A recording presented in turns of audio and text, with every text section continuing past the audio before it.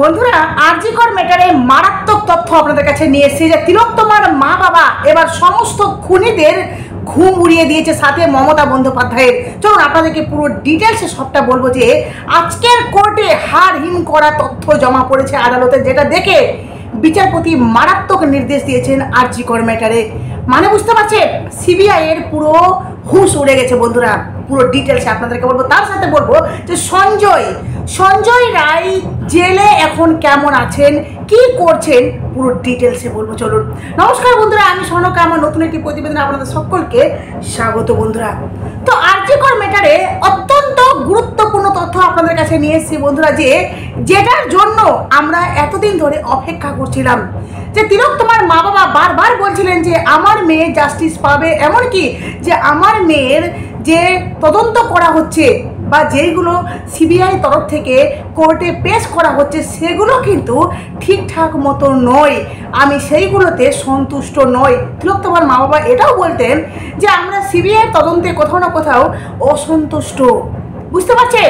তো সেখানে তিলোত্তমার মা বাবা এবার এমন কিছু করেছেন বা এমন কিছু কোর্টে জমা দিয়েছেন, মারাত্মক প্রমাণ, যার ভিত্তিতে সমস্ত খুনিদের সাথে মমতা বন্দ্যোপাধ্যায় মানে স্বাস্থ্যমন্ত্রীর কিন্তু পুরো হুঁশ উড়ে গেছে, এমনকি সিবিআই অবধি পুরো মানে চমকে গেছেন। বন্ধুরা, তো আপনাদেরকে পুরো ডিটেলসে বলছি, হ্যাঁ, যেটা শুনলে আপনারা অত্যন্ত খুশি হবেন তিলোত্তমার যারা জাস্টিস চাইছেন। প্রথমত বলি যে তিলোত্তমার এই যে বিচার প্রক্রিয়া, যেখানে মানে 8 মাস পেরিয়ে গেছে, তিলোত্তমার বিচার প্রক্রিয়া এখনো চলছে, তদন্ত এখনো অবধি চলছে, যেখানে এই যে আরজিকর ম্যাটারে একটি নয়া মোড়, মানে সিএফএসএল এর দিল্লির রিপোর্টকে, বুঝতে পারছেন, সিএফএসএল এর দিল্লির রিপোর্টকে চ্যালেঞ্জ করে তিলোত্তমার পক্ষের ডিএনএ বিশেষজ্ঞ পার্থপ্রতিম মজুমদারের কলকাতা হাইকোর্টে সিবিআই এর জমা করা রিপোর্টের পাল্টা রিপোর্ট জমা করেছেন তিলোত্তমার আইনজীবী। বুঝতে পারছেন, যেই রিপোর্ট সিবিআই তরফ থেকে জমা দেওয়া হয়েছিল সেই রিপোর্টকে চ্যালেঞ্জ করে তিলোত্তমার মা বাবা পার্থপ্রতিম মজুমদারের কাছে দ্বারস্থ হন। ওনার কাছে দ্বারস্থ হয়ে চ্যালেঞ্জ করেছিলেন সিবিআইকে যে এই রিপোর্ট মানে কিছু ভুল আছে, এই রিপোর্ট মানে অনেক কিছু সেখানে সত্যটা সামনে আসেনি, যার জন্য এবার নতুন করে এই রিপোর্ট আসা উচিত। তো সেখানে কিন্তু হাইকোর্ট থেকে বলা হয়েছিল যে আপনারা যদি কোথাও থেকে সেটাকে মানে নতুন করে আনতে পারেন রিপোর্ট, তাহলে কিন্তু অবশ্যই সেটা কিন্তু হাইকোর্টে জমা দিতে পারেন, মানে আদালতে জমা দিতে পারেন। সেই মতো তিলোত্তমার মা বাবা কিন্তু পার্থপ্রতিম মজুমদারের দ্বারস্থ হয়েছিলেন। এবার সেই রিপোর্টের পাল্টা রিপোর্ট জমা করেছেন তিলোত্তমার আইনজীবী আজকে। আর তাতেই সামনে করা মানে যেটা সামনে আসে সেটা হাড়হিম করা তথ্য, যা থেকে তদন্তের মোড় একেবারে ঘুরে যেতে পারে বা ঘুরে যেতে চলেছে। আপনাদেরকে বলি যে আরজিকর কাণ্ডে প্রথম থেকে প্রশ্ন ছিল, গোটা ঘটনার সঙ্গে কি সঞ্জয় রায় একাই জড়িত? পয়েন্ট টু বি নোটেড, বলা হচ্ছে যে গোটা ঘটনার সঙ্গে শুধুমাত্র তিলোত্তমার মা বাবার না, আমাদের অনেকের মনে হচ্ছিল যে শুধুমাত্র সঞ্জয় কি একাই ঘটনাটা ঘটাতে পারে। সঞ্জয়ের এত আস্পর্ধা বা এত সাহস হলো কি করে যে শুধুমাত্র সঞ্জয় একাই ঘটনাটা ঘটিয়েছে, এটা আমরা কিছুতেই মানতে রাজি ছিলাম না। সেখানে তিলোত্তমার মা বাবা জেদ ধরে বসেছিলেন যে এটা কখনোই সম্ভব না। এবার সেই প্রশ্নই আরও জোরালো হয়েছে। বুঝতে পারছেন, সেই প্রশ্ন আরও জোরালো, মানে একদম অনর, এই প্রশ্ন একেবারে বাস্তব হয়ে গেছে। মেয়ের খুনের সঙ্গে আরও কেউ যুক্ত আছে কিনা তা জানতে সম্প্রতি হাইকোর্টের অনুমতি নিয়ে ডিএনএ বিশেষজ্ঞ তথা ন্যাশনাল সায়েন্স চেয়ার পার্থপ্রতিম মজুমদারের দ্বারস্থ হন তিলোত্তমার মা বাবা। যেই মা বাবা তার বুকে মেয়ের কষ্ট নিয়ে ওনারা কিন্তু রীতিমতো লড়াই করে যাচ্ছেন যে আমাদের জীবনের একমাত্র লক্ষ্য হলো, টার্গেট হলো যে আমার মেয়ের জাস্টিস। যতক্ষণ না আমার মেয়ে জাস্টিস পাচ্ছে ততক্ষণ আমরা কিন্তু এই লড়াই থেকে পিছু পা হব না, বা আমরা কিন্তু এই লড়াই চালিয়ে যাব। তো সেখানে তিলোত্তমার মা বাবার একটা জয়, মানে বড় জয় হলো। হাইকোর্টের পর্যবেক্ষণ, ডিএনএ বিশেষজ্ঞ পার্থপ্রতিম মজুমদারের রিপোর্ট সিবিআই এর জমা করা রিপোর্ট থেকে একেবারে ভিন্ন। সিবিআই যে রিপোর্ট মানে কোর্টে জমা দিয়েছিলেন, সেই রিপোর্ট থেকে এই যে নতুন রিপোর্ট যেটা পার্থপ্রতিম মজুমদারের মাধ্যমে পেয়েছেন তিলোত্তমার মা বাবা, তো সেই রিপোর্টে মারাত্মক তথ্য এসছে। সেই রিপোর্ট আর এই রিপোর্টের মধ্যে অনেকটা ফারাক রয়েছে। হাইকোর্টে ডিএনএ বিশেষজ্ঞ জমা পড়া সেই রিপোর্টে বলা হয়েছে তিলোত্তমা কাণ্ডে দোষী সাব্যস্ত হওয়া সঞ্জয় রায় ছাড়াও ক্রাইম সিনে উপস্থিত ছিলেন আরও একজন। রিপোর্ট অনুযায়ী ক্রাইম সিনে উপস্থিত ছিলেন একজন মহিলা। বুঝতে পারছেন, রিপোর্ট ছাড়া সেখানে কিন্তু উপস্থিত ছিলেন, মানে রিপোর্টে যেটা এসে যে সঞ্জয় ছাড়া কিন্তু আরও এক মহিলা সেখানে উপস্থিত ছিল।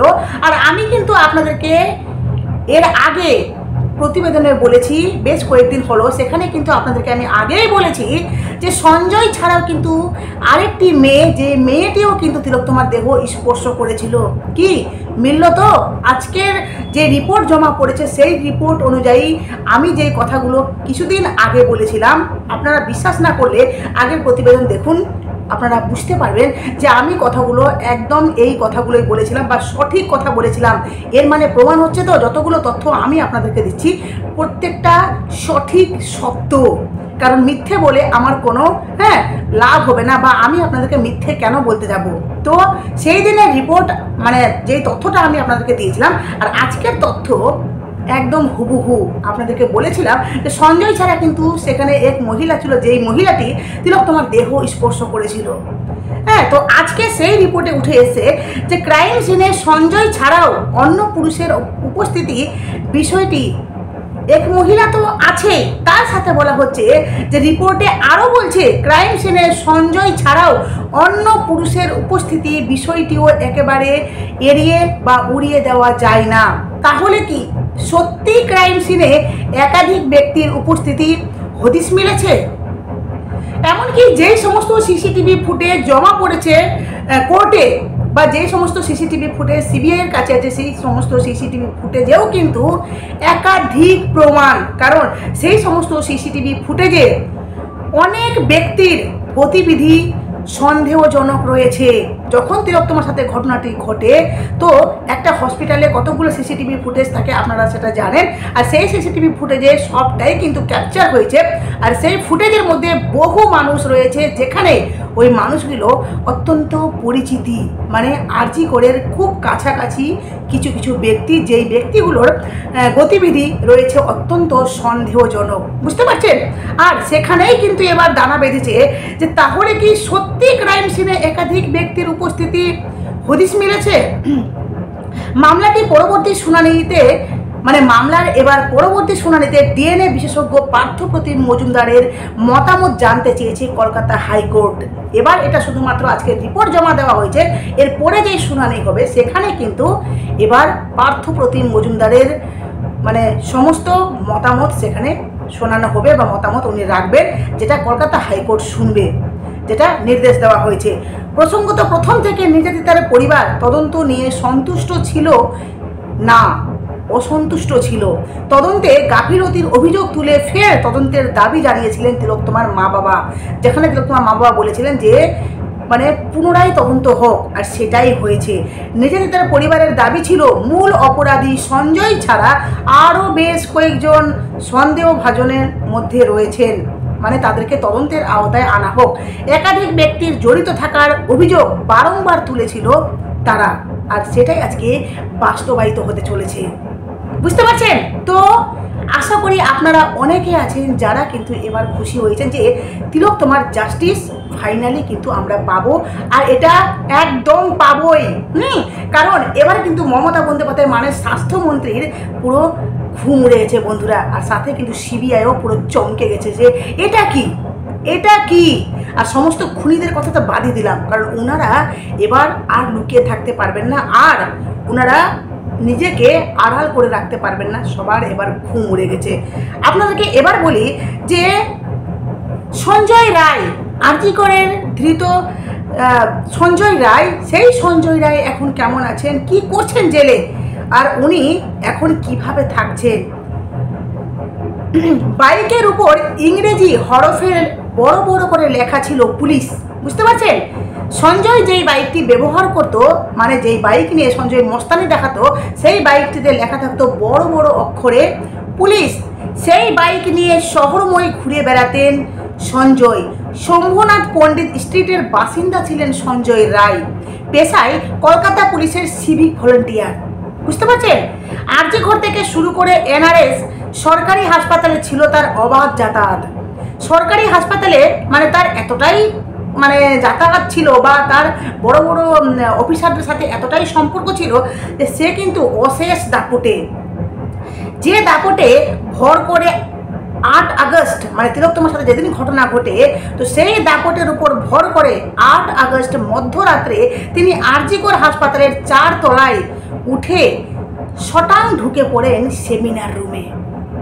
বুঝতে পারছেন? যেই ছেলে একজন সিভিক ভলেন্টিয়ারের কখনো সাহস হয় না যে পুলিশের বাইক নিয়ে সে চারিদিকে ঘুরে বেড়াবে, কিন্তু সঞ্জয় সেটা করতো। সিভিক ভলেন্টিয়ার হয়েও সঞ্জয় কি করতো যে সে ইংরেজি হরফে লেখা পুলিশ নামে গাড়িটি নিয়ে সে কিন্তু চারিদিকে কলকাতাতে ঘুরে বেরোতো।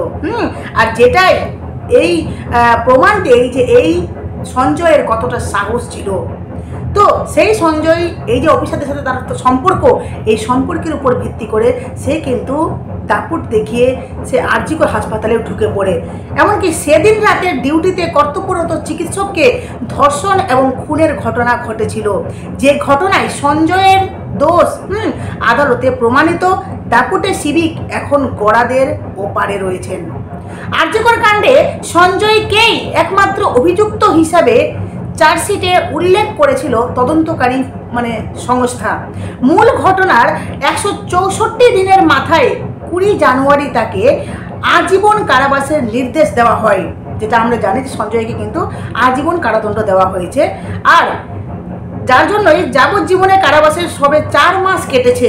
যে যাবজ্জীবন যে যবে থেকে নির্দেশ দিয়েছেন কলকাতা হাইকোর্ট, তখন থেকে কিন্তু এখন অবধি 4 মাস হয়েছে। জানুয়ারির 20 তারিখে তাকে শাস্তি দিয়েছিল আদালত। মঙ্গলবার মে মাসের 20 তারিখ 4 মাস কিভাবে কাটলো সঞ্জয়ের খোঁজ নিয়েছে এবার কিন্তু সমস্ত মিডিয়া মাধ্যমে। প্রেসিডেন্সি সংশোধনাগারে রয়েছেন সঞ্জয়। সূত্রের খবর, জেলে আপাতত তাকে বাগান পরিচর্যার কাজে নিয়োগ করা হয়েছে। আর কোন মিডিয়ার মাধ্যমে সেটা আপনাদেরকে বলে দিই, আনন্দবাজার.com। তো এবার সঞ্জয় সম্পর্কে বলি আপনাদেরকে যে জেলে আপাতত তাকে বাগানের পরিচর্যার কাজ করা জন্য তাকে নিয়োগ করা হয়েছে। কারণ প্রত্যেকটা কয়েদিকে সেখানে কিন্তু কাজ করে খেতে হয়, সেখানেও কিন্তু তাদেরকে কাজ করতে হয়, জেলে তাদেরকে বসিয়ে খাওয়ায় না। তো যার জন্য সঞ্জয় কিন্তু বাগান পরিচর্যার কাজ করছেন। দিনে একটি নির্দিষ্ট সময়ে বাগানেই কাটছে তার। জেলের নিয়ম অনুযায়ী সঞ্জয়ের দৈনিক মজুরি হচ্ছে গিয়ে 80 টাকা। বুঝতে পারছেন? সঞ্জয়ের দৈনিক মজুরি হচ্ছে গিয়ে 80 টাকা। তার সঙ্গে আরও কয়েকজন কয়েদি ওই কাজ করছেন। পরে সঞ্জয়ের কর্মদক্ষতা বিবেচনা করে তাকে অন্য কাজ দেওয়া হতে পারে। ওখান থেকে জানানো হয়েছে যে সঞ্জয়ের কর্মদক্ষতা বুঝতে পারছেন সঞ্জয় কিন্তু আগে বক্সার ছিল। তো এই যে সঞ্জয়ের কর্মদক্ষতা বা ওখানে হয়তো এমন ব্যাপার আছে, যেমনি থাকে না একটা প্রমোশন বা যে খুব ভালো পারছে তাকে একটু উঁচু হিসেবে পাঠানো যায়। তো যাই হোক, যে কোনো কারণে কিন্তু সঞ্জয়কে কর্মদক্ষতা দেখে সঞ্জয়ের কাজ কিন্তু চেঞ্জ করে দিতে পারে। আপাতত সঞ্জয়ের ঠিকানা প্রেসিডেন্সি সংশোধনাগারের 6 নম্বর সেল। বাগানের পাশাপাশি নিজের সেলটি পরিষ্কার রাখারও কিন্তু তার কাজের মধ্যেই পড়ে। জেলের খাতায় সঞ্জয় আপাতত আনস্কিল্ড। বুঝতে পারছেন? কাজের দক্ষতা ও অভিজ্ঞতার ভিত্তিতে কয়েদিদের আরও 2টি পর্যায়ে রয়েছে, সেমি স্কিল্ড এবং স্কিল। 3 ক্ষেত্রে মজুরিও ভিন্ন, যাদের যেমনি কাজ আছে বা যাদের যেমনি কোন কোন বিভাগে রাখা হয়েছে তাদের কিন্তু বিভিন্ন বিভিন্ন মজুরিও দেওয়া হয়। সেমি স্কিল্ড কয়েদিরা দৈনিক 90 টাকা এবং স্কিল্ড কয়েদিরা দৈনিক 100 টাকা মজুরি বাবদ পান। সাধারণত যারা দীর্ঘমেয়াদী সশ্রম কারাদণ্ড পান, জেলে তাদের এই ধরনের কাজ এবং রোজগারের সুযোগ দেওয়া হয়। প্রাথমিকভাবে জেল কর্তৃপক্ষ প্রথম 3 মাস কয়েদিদের পর্যবেক্ষণ করেন, তারপর তাদের জন্য কাজ বরাদ্দ করা হয়। তারপর তাদের থেকে কাজের ধরন, কয়েদির আচরণ বিবেচনা করে শাস্তির মেয়াদ মাস প্রতি সর্বোচ্চ 4 দিন পর্যন্ত কমতে পারে। বাগান পরিচর্যা করে অর্জিত অর্থ সঞ্জয় অবশ্য হাতে পাচ্ছেন না। মজুরি ঢুকেছে তার নির্দিষ্ট ব্যাংক অ্যাকাউন্টে। মানে তাদেরকে যে পারিশ্রমিক দেওয়া হয় সেটা কিন্তু হয়তো মাসিক হিসাবে দেওয়া হয়, তো সেটা কিন্তু ব্যাংকের অ্যাকাউন্টে ঢোকে, সেটা তাদেরকে হাতে দেওয়া হয় না। রোজগারের সম্পূর্ণ টাকা তিনি এখন খরচও করতে পারবেন না।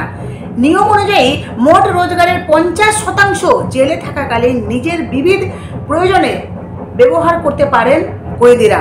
বাকি টাকা প্রয়োজন হলে অনুমতি সাপেক্ষে তাদের পরিবারকে দেওয়া হয়, অথবা কারাদণ্ডের মেয়াদ শেষ হলে সম্পূর্ণ টাকা তুলে দেওয়া হয় ওই কয়েদির হাতে। সঞ্জয়ের ক্ষেত্রে মজুরির টাকা আপাতত তার অ্যাকাউন্টেই থেকে যাচ্ছে। জেল সূত্রে খবর, যাবজ্জীবন কারাদণ্ড পেয়ে সঞ্জয় যখন প্রেসিডেন্সি সংশোধনাগারে এসেছিলেন তখন প্রায় মনমরা হয়ে সঞ্জয় থাকতেন। কারোর সঙ্গে তেমন কোনো রকমের কথা বলতেন না, কিন্তু খুব বেশি কাজও করতেন না। সঞ্জয় তখন মনমরা হয়ে থাকতো, বলতে পারছেন যে প্রথম গেছে, সে একটা ভয় তার মধ্যে কাজ করছে, তখন কিন্তু চুপচাপ হয়ে থাকতো, খুব বেশি কাজও করতেন না। জেলের বাইরে যে জীবন তিনি যাপন করতেন, বুঝতে পারছেন, সেই মস্তানি হয়ে চারিদিকে ঘুরে বেড়া, একজন সিভিক হয়ে পুলিশের গাড়ি নিয়ে এদিকে ড্যাং ড্যাং করা। তো একটি রাতের ঘটনায় তার বদলে গিয়েছে জীবন, কারণ ঘটনার পরদিন থেকে সঞ্জয় পুলিশ হেফাজতে রয়েছে, আর শাস্তি ঘোষণার পর তিনি জেলের জীবনযাপন করছেন। নিয়মিত বক্সিং করতেন সঞ্জয় বেশিরভাগ সময়ে থাকতেন কলকাতা পুলিশের 4 নম্বর ব্যাটালিয়নের B14 ব্যারাকে। যে বাইক নিয়ে সঞ্জয় ঘুরে বেড়াতেন সেটি কলকাতা পুলিশের ওয়েলফেয়ার সেলের বাইক। বুঝতে পারছেন যে সেটি কলকাতা পুলিশের ওয়েলফেয়ার সেলের বাইক, আর যেখানে পদ মর্যাদা অনুযায়ী ওই বাইক তার পাওয়ার কথা নয়। সঞ্জয় যে সিভিক ভলান্টিয়ার তার অনুযায়ী কিন্তু সঞ্জয় এই বাইক চালানোর তার অধিকারের মধ্যে পড়ে না, কিন্তু ওই যে বললাম সম্পর্ক, তো খাতা কলমে ব্যারাকে থাকার অধিকারও ছিল না তার, কিন্তু সঞ্জয় প্রভাবশালী ছিলেন, যা চাই প্রভাব খাটিয়েই তা আদায় করে নিতে পারতেন। ভাবতে পারছেন? কারা প্রশাসনের সঙ্গে জড়িত অনেকে মনে করেন জেলের দৈনন্দিন জীবনযাপনে শুরুর দিকে সেই প্রভাব মিস করেছিলেন সঞ্জয়, তাই মন মরা তাকে দেখাতো। তবে সময়ের সঙ্গে সঙ্গে পরিস্থিতি পাল্টেছে, জেলে কিছুটা স্বাভাবিক হয়েছেন আরজি করের ধর্ষক খুনি সঞ্জয়।